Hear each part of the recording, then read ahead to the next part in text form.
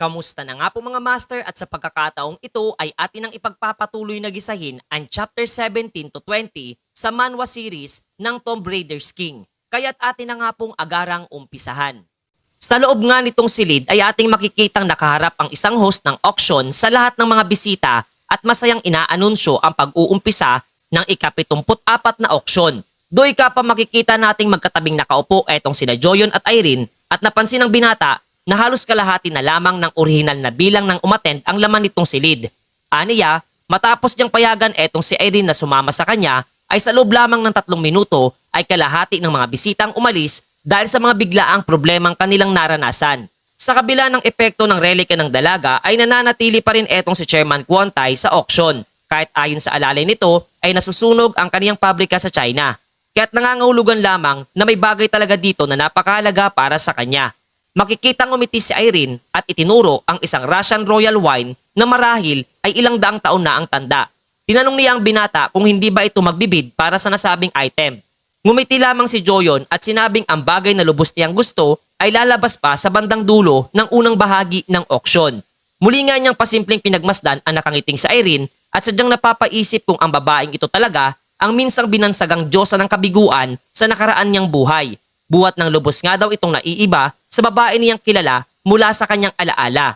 Aniya ay hindi ito mukhang nagpapanggap lamang at muling naalala niya ang sandaling inamin nito ang kanyang personal na problema. Ngunit ang lubos niyang ipinagtataka ay sadyang wala itong alam patungkol sa mga tinatawag na relika.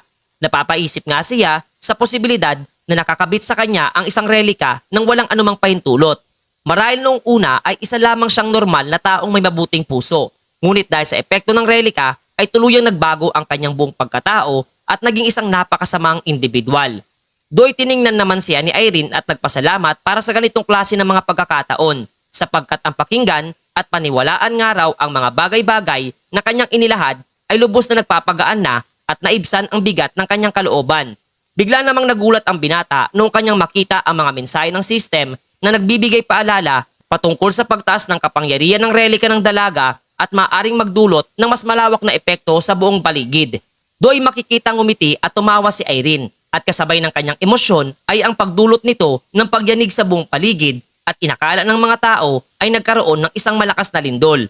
Kapwa nga maging ang mga pagmamay-aring relika ni Joyon ay nagpahayag na ng pagkabahala at takot na sila ay tuluyang masira dahil sa kamalasang epekto ng relikang tinataglay ng dalaga. Hindi nga siya makapaniwala na habang mas sumasaya etong babae ay mas lalo lamang lumalakas ang epekto ng kanyang relika.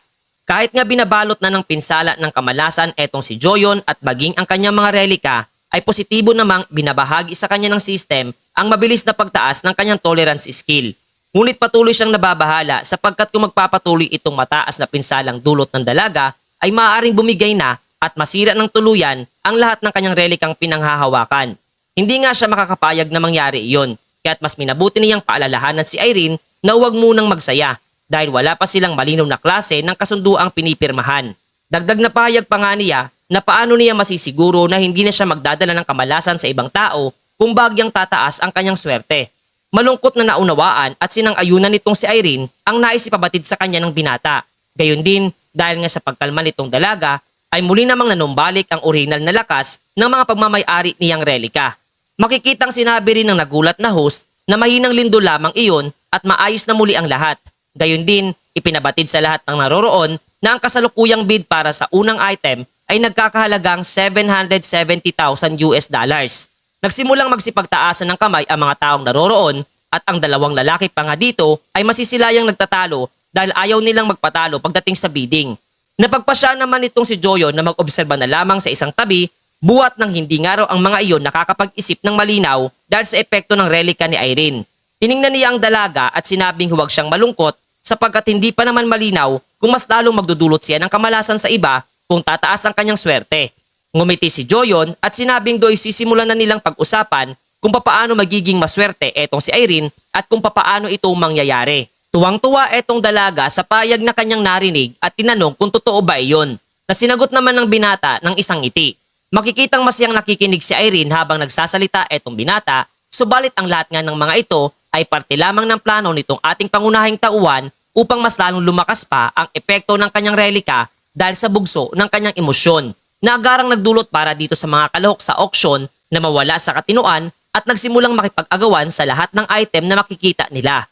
At kapag gumagastos ng malaking halaga ng salapi para sa mga walang silbing bagay, habang ang lahat naman nangyayari ay masayang nilalasap nitong binata dahil literal na gumana nga raw ang kanyang plano. Magkaganoon man ay maiilan nga raw mga item na nakuha pa rin nitong si Chairman Kwantay. Gayun din, batay sa kalmanting postura nito ay nakatitiyak siyang hindi naaapektuhan ng relika mayroon etong si Irene, sapagkat posibleng ang domination nitong tinataglay ay napakataas. Tiningnan nga niya ang kanyang mga item na nakuha mula sa kanyang kwaderno, kagaya na lamang ng Code of Hammurabi, Shakespeare pen at Marie Antoinette's necklace. Gayun din ang God tier relic na nabanggit nga daw sa propesiya ay hindi pa inilalabas magpasa hanggang ngayon na sadyang hindi niya maunawaan. Do'y natanong nga siya ni Irene buwat ng kanyang napuna na hindi siya gaano nagbibid ng malaki na para bang naglalaro lamang na ikinibiglang marinig ng ating pangunahing tauhan. Dahil dito ay humingi nga siya ng paumanhin at nangako magseseryoso na magmula sa ngayon. Matapos nito ay maririnig nating na wika nitong nagpapadaloy ng auction na kanila nang ilalabas ang pinaka-espesyal at pangwakas na item para sa ngayong gabi. Naging seryoso na nga ang kanilang mga mata, hindi lamang nitong si Joyon, bagkus pati na rin itong si Chairman Kwantay dahil alam nilang ito na ang tinatawag na Kinshiwang Elixir Plant na isang God tier relic at kapwa isa ding klase ng nakapagpapagaling na relika. Agarang nagbid etong binata dahil alam nitong kinakailangan niyang makuha ang item na ito. Ngunit kaniya ding napuna na interesado din eto si Chairman Kwantay sa naturang halaman at mukhang may ideya na kung ano nga ba ang kakayahan nitong tinataglay. Ayon nga sa kwento na etong si Emperador Qin Shi Huang ay isang naging makapangyarihang pinuno sa panahon ng Qin Dynasty. Sa panahon nga ng kaniyang pamumuno ay kumalat ang isang balita patungkol sa pagkakadiskubre ng tinatawag na elixir ng buhay sa kung saan. Dahil dito ay nagsimulang magpadala etong si Emperador Qin Shi Huang ng kanyang mga tauhan sa iba't ibang panig ng daigdig upang hanapin etong tinatawag na elixir ng buhay. Matapos ang napakaraming taon ng paghahanap ay natagpuan din nila ang naturang elixir at ito pala ang almond sapling. Natatandaan pa nga nitong si Joyon na sa kanyang nakaraang buhay, ang relikang ito ay napasakamay na ni Chairman Kwantay. Noon nga daw, ang kanyang katawan ay nasa matinding paghihirap na dulot ng inilalabas na nakamamatay na aura ng mga relika at napilitan siyang umasa sa bunga ng punong ito upang mabuhay. Ngunit sa halip na salapi ang kanyang kabayarang nakukuha mula sa pagtatrabaho ay ang mga bunga nitong almond sapling ang kanyang natatanggap at sa uli ay para ba siyang asong kinakailangang sundin ang bawat utos nitong pangit na matanda. Napatingin si Joyon sa matandang kinamumuhian niya at naunawaang dito pala niya nakuha ang nasabing God tier relic. Kasabay na mababakas ang matinding galit sa kanyang mga mata at napagpasyang kanyang kukunin ito para sa kanyang sarili. Dahil kung muli itong mapupunta sa mga kamay nitong matanda ay mauulit lamang ang mga nangyari sa kanyang nakaraan. Sa mga oras ding iyon ay tumawa ang host ng naturang auction at sinabing mukhang nakakuha ito ng atensyon ng iilan lamang na kanyang inaasahan. Kaya't mas binabuti nitong ipakilala sa lahat na ang bunga nga daw nito ay may kakayahang ibalik ang lakas ng mga kalalakihan. Bagyang nakadaman ng kahihiyan etong si Joyon habang pinagmamasdan ni Irene. Matapos nito ay nagsimula na ngang mainit na pataasan ng bidding sa pagitan nitong binata at ni Chairman Kwantay hanggang sa umabot na ito sa $800,000. Nagulat si Joyon dahil maliban sa kanila ay mayroon pang iilan ding sumali dito sa bidding. Kaya't buwat dito ay napagpasyahan nitong matandang chairman na itaas ang presyo hanggang $10 milyong at tiningnan ang direksyon nitong naiinis na binata na kasalukuyang pinagpapawisan na ng malamig at iniisip na mukhang alam nitong si Chairman Kwantay na ang item na nasa kanilang harapan ay isang God tier healing relic. Wala nga daw siyang ideya kung gaano na karami ang nalalaman nitong lalaking kanyang kinamumuhian hinggil sa nasabing relika. Subalit isang bagay lamang di umano ang malinaw para sa kanya at iyon ay ang hindi niya kayang tapatan ang pera nitong pinangahawakan. Kaya't isang ideya ang pumasok sa kanyang isipan. Kasabay na tumingin siya kay Irene at sinabing epektibo at kinikilala na niya ang kanilang kasunduan. Gayun din, ngumiti siya at seryosong nangako na kanyang lulutasin ang problema nito kapalit ng item na kanyang hinahangad na makuha. Ngumiti naman etong dalaga tanda ng pagsang-ayon at sa may nahong boses ay siniguro niyang kung problema lamang ay dahil sa pera ay huwag na nga raw mag-alala pa etong si Joyon. Dahil ang salitang pagkatalo sa bidding para sa kanya ay isang napaka-imposibleng mangyari mga master. Kasabay ng pagsambit nitong ating bida sa pahayag na iyon ay agara namang binalot ng kakaibang mga marka ang mga kamay nitong tatlong lalaki. Naguluhan sila sapagkat ang buong inaakala nilang panganib ay bigla na lamang naglaho sa di nila maunawaang pangyayari. Kung kaya't ipinaliwanag ni Joyon na magiging ayos pa rin ang lahat. Subalit kung muli nila siyang pagtataksilan, ay agad itong magdudulot ng matinding kaparusahan katulad na lamang ng pagkapunit ng kanilang katawan. Sinabi niyang parang pumirma na sila ng kontrata at mula ngayon sila ay kaniya ng mga alipin. Bagamat naguguluhan ay kumbinsido nga itong dalawa pang kasamahan ni Blandy na nagsasaad ng katotohanan etong ating pangunahing tauhan. Dagdag pa nga nitong binata na mas napabuti pangaraw para dito sa tatlo na maging kanyang alipin sapagkat malapit nang mabago ang takbo ng daigdig at magiging ligtas sila kung mananatiling tapat na kanyang mga personal na alipin.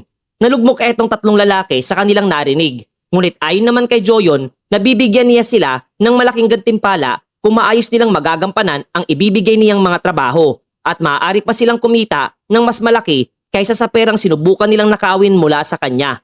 Bagyang kumalma etong si Seyong Woo at nagtanong kung ano ang gagawin nila na sinagot ng binata habang nakangiti na malalaman din nila kung ano iyon pagka-uwi nilang apat. Kinabukasan, sa loob ng isang malaking gusali ay may sako ng lupa na nasa tabi ng isang paso. Makikita nakatayo ang mga lalaki sa harapan ni Joyon na nakasuot ng robe. Tinanong niya ang tatlo kung bakit sila naguguluhan, buwat ng bahagi ito ng kanilang trabaho. Gayun din, sinabi niyang ang gagawin nila ay alagaan at palakihin ang punong iyon. Lingid nga sa kaalaman nitong tatlo ay nagagawang marinig nitong binata ang pagsasalita ng mga relika. Kagaya na lamang nitong maliit na puno na walang humpay sa pagrereklamo at paglalahad ng galit sa mga kagaya nilang tao. Binigyang din pa nga niya para dito kina Blandy na pakaingatan ang nasabing puno dahil nagkakahalaga ito ng $500 milyong na talagang nagpapawis ng malamig para dito kay Seyong Woo. Habang umiinom siya ng tsaa ay kanyang narinig na nagkomento ang puno na maganda ang pakikitungo sa kanya nitong umahawak at ganito nga daw ang dapat pagtrato ng mga tao sa isang kagaya niya. Napaisip si Joyon na may potensyal ang mga bago niyang alipin pagdating sa paghawak ng relika at naalala ang pakikipagbuno niya laban dito upang makontrol sa nagdaang gabi. Napansin ng binata na mas gusto nitong elixir na halaman ang mga taong mahusay na makipag-ugnayan kaysa sa may mga mataas na dominasyon, kaya't mukhang perpekto ang mga lalaking ito bilang kanyang tagapag-alaga. Ngumiti siya at inilahad na ibinigay niya ang trabahong ito sa tatlo dahil ayaw niyang mag-alaga ng maingay na relika. Ngunit hindi niya inaasang magiging mahusay sila rito. Maya-maya pa ay may tumawag sa numero ng kanyang telepono. Napangiti nga siya dahil kahit hindi nga raw ito nakasave ay pamilyar siya dito. At kagaya nga ng kanyang inaasahan ay nagpakilala ang tumawag sa kanya bilang si Chairman Kwon-tae. Wala namang paligoy-ligoy etong si Joyon at nagtanong kung ano ang kinakailangan nito. Palihim nga siyang napapaisip na kung nagawa nitong makuha ang kanyang numero ay malamang na nag-umpisa na itong matanda na imbestigahan ang kanyang pagkakakilanlan. Direktang sinagot naman siya nitong matanda na alam niyang nakuha ng binata ang punong almendras mula sa tulong nitong si Irene Hilton. Natahimik si Joyon sa kanyang narinig sapagkat di niya inaasahang mabilis kumalat ang balita. At dooy hiniling nga sa kanya nitong si Chairman Kwon-tae na magkita sila upang pag-usapan ang tungkol dito. Subalit hindi na nga siya pinatapos pa nitong ating pangunahing tauhan sa pagsasalita at sinabing wala siyang oras para sa ganitong mga bagay at agarang pinutol niya ang nasabing tawag. Halos tumutok nga ang mga ugat sa ulo nitong matanda habang nagrereklamong hindi man lamang siya pinakinggan. Tinawag pa nga ng alalay niyang si Boy Labo na isang bastos etong si Joyon at sadyang walang galang kahit nagpakilala na siya. Sinang-ayunan nga siya ng kanyang bossing. Subalit kahit nga daw isang ignorante etong binata ay hawak naman ito ang masasabi niyang pinakamalakas na relika na nakita niya sa tanang ng kanyang buhay. At ang tinutukoy nga niya ay itong puno ng almendras. Bagya nga niyang sinisi etong kanyang personal na alalay at sinabing kung hindi nga raw nangialam etong si Boy Labo ay malamang na napasakamay na niya ang nasabing puno. Agad na humingi na paumanhin etong si Yoon Si-woo sa kanyang bossing at nangakong aayusin ang sitwasyon. Nakikita nga niya ito bilang isang magandang pagkakataon upang patunayan ang kanyang sarili. Gayun din, nagboluntaryo nga siyang madungisan ang kanyang mga kamay at gumanti ng kahit anong paraan, tanging makuha ang nasabing puno. Mayabang pa nga nitong nawika na malamang ay isa lamang ordinaryong tao etong si Joyon, kasabay ng paghingi ng permiso upang gumamit ng ilang mga relika na pinanghahawakan ng kanilang kumpanya. Samantalang sa isang hotel ay masisilayan nating galit etong si Seyong Woo dahil binaliwala lamang nitong binata ang isang prominenteng tao katulad ni Chairman Kwon-tae at patuloy na binubulyawan siya dahil mukhang walang ideya etong binata sa kung sino ang kanyang binabangga. Nainis naman etong si Joyon at inilabas ang kanyang palakol at binalaan etong kanyang alipin na tumahimik na lamang na sadyang nagbigay ng takot para dito kay Seong-woo. Naglakad nga siya papalabas nitong silid at inutusan etong sina Blandy na alagaan ng puno at nagbigay ng paalala na huwag na nilang subukan na isaan siyang muli dahil hindi nito magugustuhan ang mangyayari sa kanila. Aniya, kung talagang nais niyang mapanatili ang elixir sa kanyang pangangalaga, ay kailangan niyang unahang harapin ang mga tauhan nito. Pinagmasdan nga niya ang kanyang pilak na palakol at kaniyang naramdaman na kumikilos na ang kanyang mga kalaban. Naglakad siya papalabas ng kalsada at sinadyang magpakita sa bukas na lugar upang mahuli ang sinumang palihim na sumusunod sa kanya. Ilang saglit pa nga at napansin niya ang isang partikular na individual. Agad nga niya itong nakilala na si Yoon Si-woo at mukhang mag-isa lamang itong kumikilos sa ngayon. Iniisip na nga nitong binata na mukhang patuloy pa ring minamaliit siya ng mga ito batay sa kanilang pagkilos. Gayun din, kaniyang napuna at nadama na may dala itong relika bagamat hindi ganun kalakasan ang aura nitong inilalabas. Napangiti etong si Joyon at agad na nagplano ng kanyang isasagawa. Samantalang galit na galit etong si Yoon Si-woo sa kausap niya sa telepono dahil nahihirapan nga ang kanyang mga bataan na matukoy kung nasaan etong binata, gayon din masubaybayan. Patuloy nga siya sa pagsermon hanggang sa kanyang mapuna ang isang individual na marahang mag-isang umiinom ng alak sa loob ng isang bar na agaran niyang nakilala na wala nga daw iba kundi si Joyon. Nilapitan nga siya ni Yoon Si-woo at pasimpleng nagtanong kung siya nga daw ba si Joyon. Subalit lingid nga sa kanyang kaalaman ay nahulog na siya sa inihandang patibong nitong ating pangunahing tauhan. Hindi siya sumagot at tila ba walang paki itong binata sa kanyang pagsasalita na sadyang hindi nagustuhan nitong si Boy Labo. Galit na hinampas niya ang mesa at pasigaw na nagtanong kung bingi ba etong tenga ni Joyon sapagkat dapat nga daw itong sumagot kung siya ay kinakausap. Dahil nga sa pagiging bastos nito ay tuluyan ng ibinaling ni Joyon ang kanyang atensyon at pinatumba sa lapag etong si Boy Labo. Tinanong nga niya etong si Yoon Si-woo kung saan ito natutunan ang ganong klase ng bastos na asal sapagkat kung may kailangan ito ay dapat maging magalang sa kanyang pagtatanong. Do'y napansin ng binata ang aurang inilalabas ng relika nitong pinanghahawakan at kapapasimpleng na pagpasyahan na kaniya din itong kukunin mula sa kamay nitong si Boy Labo, mga master. Sadyang naging tama nga raw di umano ang kanyang unang naging deduction, nakikilos na etong tusong matanda at etong kanyang personal na alalay ang mangunguna para sa nasabing gawain. At bagamat isa nga daw itong bihasa pagdating sa paggamit ng mga relika, ay isang napakalaking pagkakamali na mag-isa lamang itong kikilos laban sa kanya. Kasalukuyan ngang sumisigaw ito dahil sa tindi ng galit, subalit agara naman siyang tinugon nitong ating pangunahing tauhan na nasaan na nga raw ba ang magandang asal nitong si Boy Labo. Pasimpleng nawika pa nga niya na mukhang may importanteng bagay na nais itong ilahad para sa kanya, kaya't bibigyan nga raw niya ito ng ilang minuto at makikinig sa nais niyang ipabatid.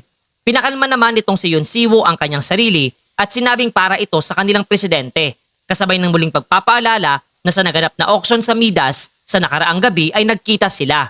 Pakunwari namang hindi siya naalala nitong si Joyon at kasabay na ininsulto na batay sa kanyang pagkakaalala ay siya nga raw ang uhuging malabo ang mata na sumisip-sip sa puwet ng kanyang matandang bossing.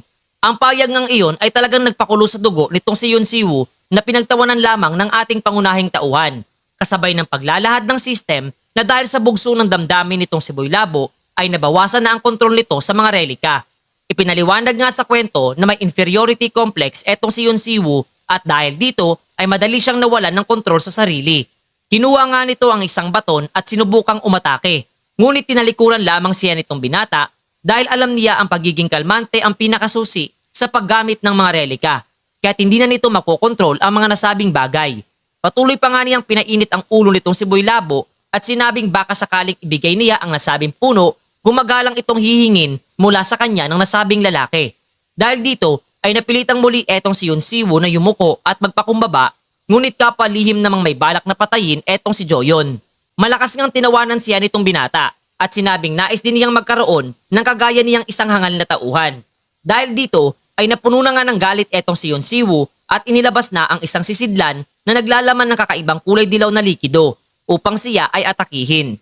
Kaniya nga ditong nasambit na gagawin niyang kanyang alipin etong si Joyon. Madali namang nakaiwas ang ating bida sa kanyang naging pagkilos at kasabay na hinawakan niya ang ulong bahagi nito at pinabagsak sa lapag. Inagaw nga niya ang nasabing sisidlan na naglalaman ng isang relika na nakakaapekto sa pag-iisip na tinatawag ng zombie powder ng voodoo priest. na isa ring A-rank possession type relic. Ayon pa nga kay Joyon na kapag tumama ito sa isang tao ay agad na mawawalan siya ng katinuan at magiging parang zombie. Para nga siyang demonyong ibinuhos ang nasabing likido sa likurang bahagi ni Boy Labo. Napasigaw na nga lamang ito dahil dahan-dahang nawawala ang ulirat. Masaya nga siya sa kanya nagawa at malamang nga raw dahil dito ay kanyang bahagyang mapapabagal ang pagkilos nitong si Chairman Kwantay. Gayun din, ito ang tamang pagkakataon upang bumalik na sila sa Korea at iwan ang lugar na ito. Mabilis na umabot naman sa kaalaman nitong matanda ang nangyari kay Yoon Si-woo at literal na nanggagalaiti nung kanyang makita ang tila babaliw nitong kalagayan.